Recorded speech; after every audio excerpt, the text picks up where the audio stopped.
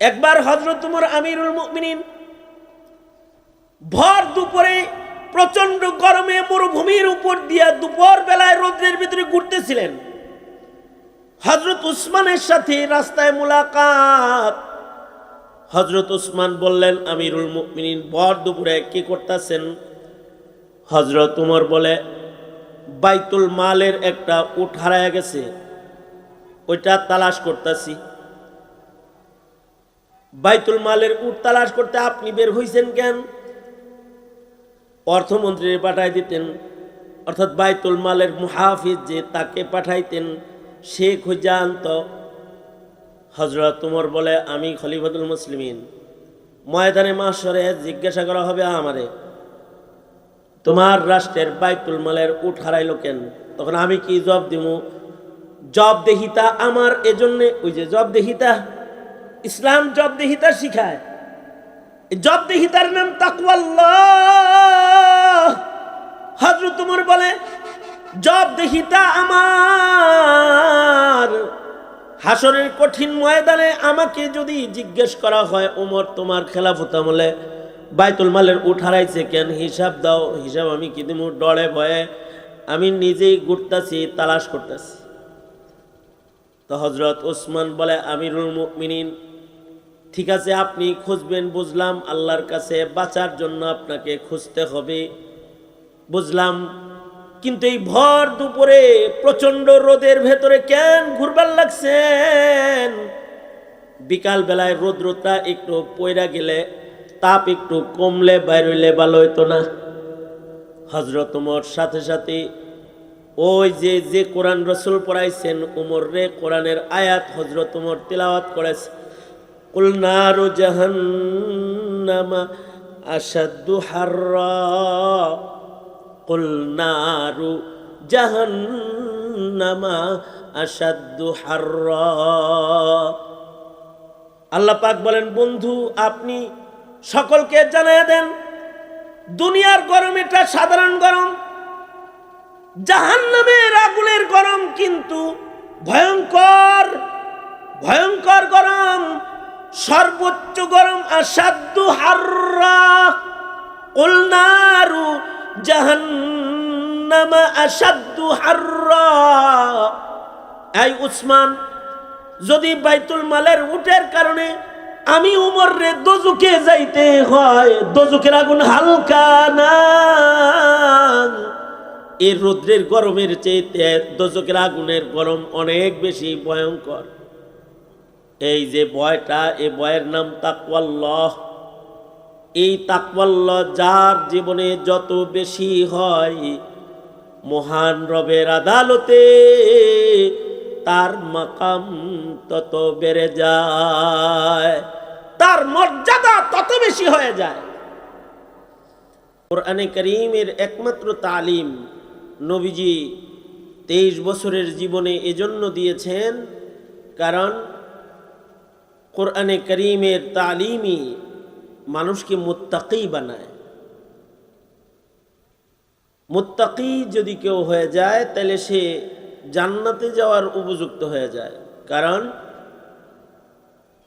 জান্নাত মুত্তাকিদের জন্যই বানানো হয়েছে। উইদ্দাত লিল মুত্তাকিন, জান্নাত প্রস্তুত করা হয়েছে মুত্তাকি বান্দাদের জন্য। দুনিয়ার মাটিতে কেউ যদি টাকাওয়ালা হয়, তাহলে জান্নাতে ঢোকা কনফার্ম হয় না। দুনিয়াতে কেউ যদি সুন্দর চেহারার হয়, তো তার জান্নাত কনফার্ম হয় না। দুনিয়াতে কেউ যদি বাড়ি গাড়ির মালিক হয়, তাতে আখিরাত কনফার্ম হয় না। সুতরাং দুনিয়ার জীবনে মানুষের টাকাওয়ালা হওয়া, বাড়িওয়ালা হওয়া, ক্ষমতাওয়ালা হওয়া, অর্থকরীর মালিক হওয়া, সুন্দর চেহারার হওয়া, এগুলো মানুষের আসল সফলতা না। মুমিনের জিন্দেগির দুনিয়ার হায়াতের আসল সফলতা হলো মুত্তাকি হওয়া।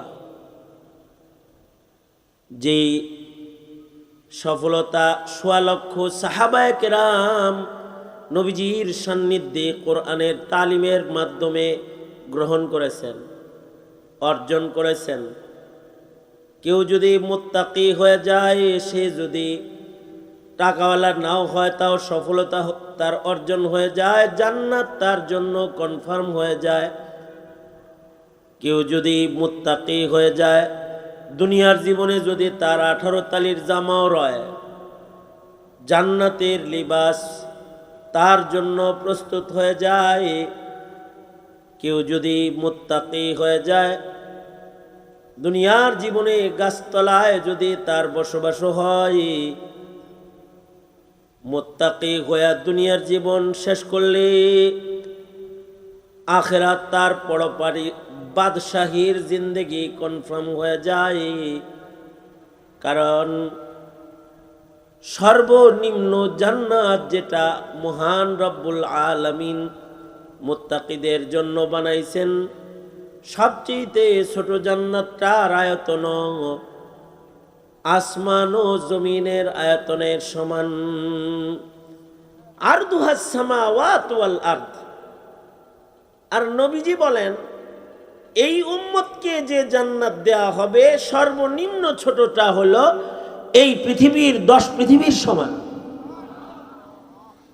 এই জান্নাত 10 পৃথিবীর সমান রাজত্বের জান্নাত মুত্তাকি ওয়ালাকে আল্লাহ তাআলা দান করবেন। এ কারণে মুত্তাকি হওয়াটাই দুনিয়ার জীবনে একজন মুমিনের বড় সফলতা। সাহাবায়ে কেরাম সফল জামাত, যে তারা মুত্তাকি হয়ে কবরে চলে গেছেন, তারা সফল হয়ে গেছেন। আমরাও যদি সফল হইতে চাই, তাহলে আমাদেরকে মুত্তাকি হতে হবে। যার তাকওয়ার পরিমাণ যেমন হবে, তার জান্নাতের আয়তন তেমন হবে। কেউ যদি সর্বোচ্চ মুত্তাকি হয়, মুত্তাকি কাকে বলা হয়? যারা আল্লাহর ভয়ে গুনাহ বর্জনকারী। কিছু কিছু কাজ আছে যেগুলো না করা গুনাহ, কিছু কিছু কাজ আছে যেগুলো করা গুনাহ। যেই সকল কাজগুলো আল্লাহর নির্দেশ, এগুলো না করা গুনাহ। যেমন নামাজ না পড়া কি? রোজা না রাখা কি? এই জোরে বলেন। যাকাত না দেওয়া, এটা কি? হজ না করা কি? কিছু কিছু কাজ আছে যে কাজগুলা না করা গুনাহ, আর কিছু কিছু কাজ আছে কাজগুলা করলে গুনাহ। নামাজ না পড়া গুনাহ, রোজা না রাখা গুনাহ, যাকাত না দেওয়া গুনাহ। যাকাত না দেওয়ার গুনাহে কেউ যদি আজম বিল জজম করে, তাহলে তার বিরুদ্ধেও জেহাদ করা যায়। হযরত আবু বকরের পয়লা জেহাদ ছিল মুনকিরিনে যাকাত, যারা যাকাত দিতে অস্বীকার করেছে তাদের বিরুদ্ধে জেহাদ। হজ্জে বাইতুল্লাহ না করা গুনাহ, এমন গুনাহ যে ঈমান নষ্ট হয়ে যায়। নবী বলেন, ইহুদি হয়ে মারা যাক, নাসারা হয়ে মারা যাক, আমি রাসূলের কিছু আসে যায় না। নামাজ ইচ্ছাকৃত না পড়াটা কুফুর সমতুল্য গুনাহ। মান তারাকা সালাতান মুতাআম্মিদান ফাকাদ কাফারা। কেউ যদি ইচ্ছা করে নামাজ ছাড়ে, সে যেন কুফরি করল। কিছু কিছু কাজ আছে, কাজগুলো না করা গুনাহ, আর কিছু কিছু কাজ আছে যে কাজগুলা করা গুনাহ। যেমন মিথ্যা কথা বলা গুনাহ, জেনা করা গুনাহ, চুরি করা গুনাহ, গীবত করা গুনাহ, সুদ খাওয়া গুনাহ, বেপরদা চলা গুনাহ, দাড়ি কাটা কবিরা গুনাহ, সুন্নতের খেলাফ চলতে থাকা গুনাহ, কারোর উপরে জুলুম করা গুনাহ, কাউকে ধোঁকা দেওয়া গুনাহ, কারোরটা মাইরা খাওয়া গুনাহ। এই যে সকল গুনাহের বর্ণনা আল্লাহর রাসূল গুনাহ হিসাবে চিহ্নিত করে দিয়েছেন, আল্লাহর ভয়ে সেই গুনাহগুলো না করার নাম হলো তাকওয়াল্লাহ। আল্লাহর ভয়ে এই গুনাহগুলোর থেকে অতি সতর্কতার সাথে নিজেকে বাঁচায় রাখবে। খেয়ানতের গুনাহ, আমানতের খেয়ানত করবে না, কাউকে ঠকাবে না, ছলছাতুরি করবে না, 2 নাম্বারই করবে না। তাকওয়ার কারণে সর্বোচ্চ সতর্কতা সাহাবায়ে কেরাম নবীজির কাছ থেকে শিখে সর্বোচ্চ সতর্কতা আল্লাহর ভয় এটাকে গ্রহণ করেছেন। যেমন আমিরুল মুমিনিন হযরত উমর যখন খলিফাতুল মুসলিমিন হযরত উমরের তাকওয়াল্লাহ, আমিরুল মুমিনিন খলিফাতুল মুসলিমিন, কিন্তু তার খোদার ভয় কত। একবার তিনি বাতি লাগায়া, রাতের বেলায় বাতি জ্বালায়া সরকারি হিসাব নিকাশ দেখতেছেন।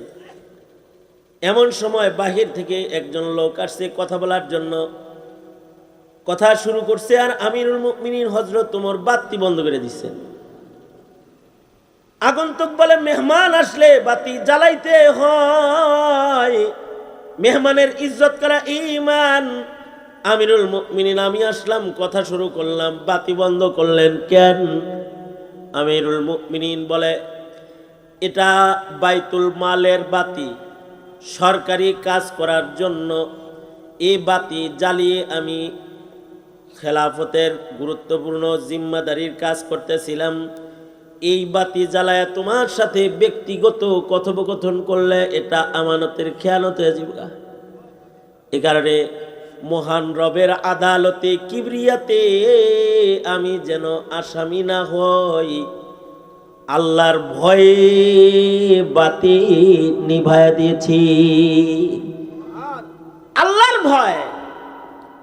আল্লাহর ভয় এতটাই সতর্ক যে সামান্যতম খেয়ানত যেন না হয়, আল্লাহর আদালতে যেন জবাবদিহিতার কাঠগড়ায় না দাঁড়াতে হয়।